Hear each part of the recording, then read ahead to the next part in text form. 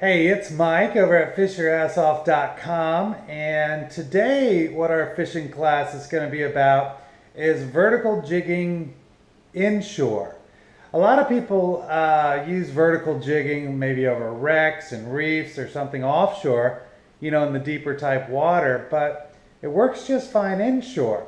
If you're having trouble finding where the fish are, you're fishing grass flats or just somewhere shallow, oyster bars, whatever it is, and you just can't find the fish, maybe they're down deep. So if they're down deep, how are you going to get down there? One of my favorite ways is vertical jigging to find those fish, find out where the fish are. But let's go ahead and look at the whiteboard today and see what I'm talking about.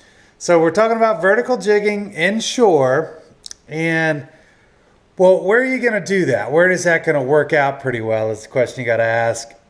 Inlets are great. So you're just flowing out with the tide or in with the tide. Doesn't matter. But you want to have your jig presented. You're going with the tide. So say you're just bouncing something on the bottom of the inlet or real close down at the bottom of the inlet. Snook down there. You never know what's going to be down the bottom of an inlet. Same with channels. So say you're in the intercoastal waterway and nothing's happening on the flats, so you go ahead and find some of the channels, the deeper channels, and you can just vertical jig on those deeper channels. Also, if it's a really deep grass flat, I think it works pretty well. So say it's a grass flat and maybe it's 10, 12 feet deep over the top of that grass flat, really, really deep one. Well, yeah, maybe the presentation just needs to be a little bit, you just got to go a little bit deeper. So jigging over a grass flat. Also any deep cuts. So say, it's a cut between spoil islands or oyster bars or whatever it is. Quite often you might have a deep cut in there that might be 8 feet deep, 10 feet deep, something like that. Might be worth, doing some jigging through that cut. To see maybe there's redfish, maybe there's black drum. You never know what's going to be down there holding up in the deeper water. So it's worth checking it out if you can't find the fish on the flats. All right, so when do you want to use this? Well, it seems to me like when it's cold, really cold, sometimes the fish are down deep, and when it's really hot, the fish get down really deep. So it's kind of a twofer. So if you can't find the fish where it's shallow, try where it's deeper, because they didn't go too far away, the fish. So, you got to figure out where they are. They're somewhere inshore because it's a lot harder for them to run away, basically. So those fish that were there earlier, they're probably there somewhere, within a quarter mile of wherever they were originally, if you know what I mean. So you can kind of seek them out based on what the tide's doing. Now what to use as far as your different choices when you're jigging something. Here, I'm going to give, who is this? Johnson. I'm going to give Johnson a nice plug here because this is the silver minnow. It's a weedless spoon. I like gold spoons, but I'll jig with I use silver spoons too. But this thing right here, so you just tie a loop knot to it, which you can find on our website underneath the videos, how to tie a loop knot. It's going to let this spoon get a lot of action. And I like it weedless because you never know what kind of junk is going to be on the bottom of whatever you're jigging, because I like to bounce it off the bottom. So, I don't want to lose all my spoons on chunks of old mangrove or whatever's down there. So you never know what's going to be down there. So that's a good one. If you want to do some jigging, this is a great one. This is one of my go-to baits a lot. So here's one of them. That's the Weedless Spoon. And if you've been following any of this YouTube stuff or on our website before, I love bass baits. This is a spinnerbait. This is just, you get them at Walmart. These things are like $1. And it's good too because they rust out real quick. So you don't want to spend too much money on them. But this thing coming down and going up like this, putting out all these vibrations with this, it's a buzz bait, basically. And it puts out all these vibrations Very good way to attract and catch fish when you're vertical jigging. Just anything that's going to put out a lot of flash and a lot of vibration.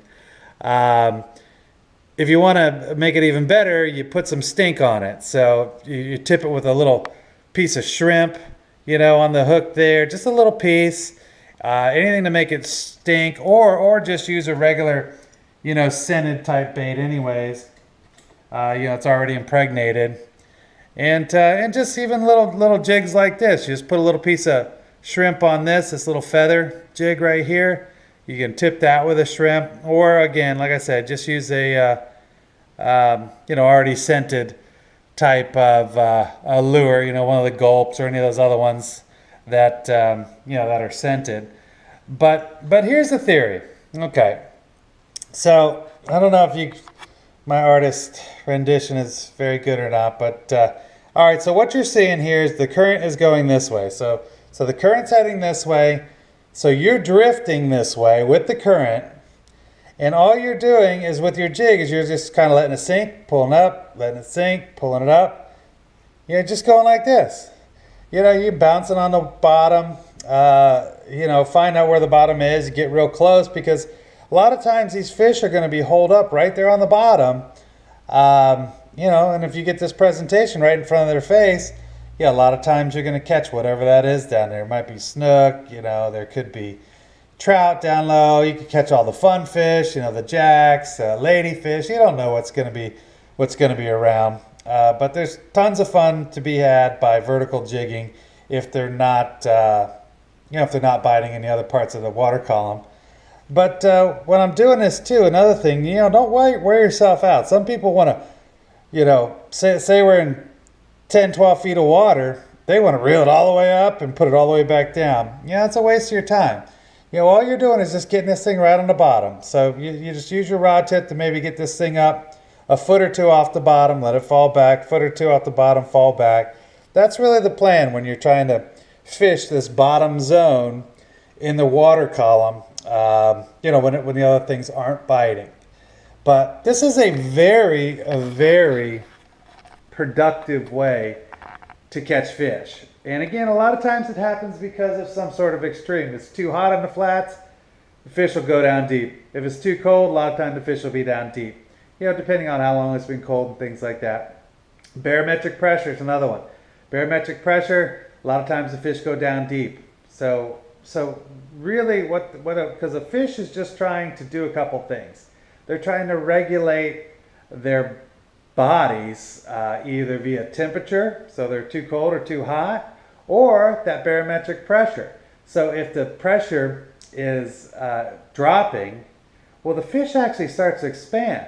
So remember, a fish needs to be basically the density of the water around it, right? So if that pressure, the air pressure, is having that fish expand, right, it's going to go down deeper where there's more pressure to keep its body in a more comfortable state. That's why quite often when the barometric pressure is dropping, the bite is off, because those fish, I don't know, they just probably feel bad. They don't feel like eating. It's probably very uncomfortable for them, so they go down deep to try to regulate their bodies. So a lot of times down deep is where you need to go, I guess is my point. If they're not everywhere else, if you're not catching fish on the flats and all these great places up by the mangroves where you normally would, go deep.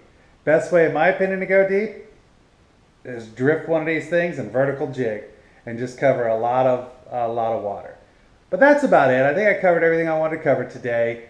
You can see more of this information on our website. It's www.fishyourassoff.com. We have a how-to section, a where-to section, a what-to section. We have videos.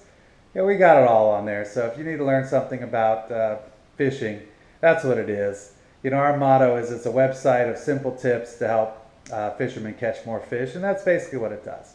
But yeah, I think that's it. I can't really think of anything else I want to talk about as far as vertical jigging. Give it a try, and until next time, we'll see you then. All right, bye-bye.